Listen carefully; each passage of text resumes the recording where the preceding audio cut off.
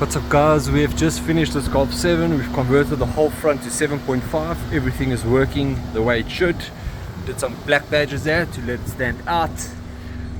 Slapped in a digital cluster, electronic gear shifter, and then let's go to the motor, show you what we have done in there. So motor side, we have upgraded throttle pipes upgraded at the bottom. Whole charge kit has been fitted. High flow turbo inlet complementing this beautiful intake, and as well a muffler delete at the bottom. And you can just see fitment, how well it all comes together,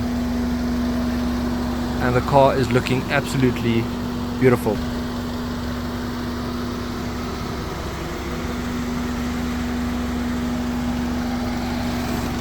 So if you're keen to get some mods done guys, hit us up. Retrofitters is the name.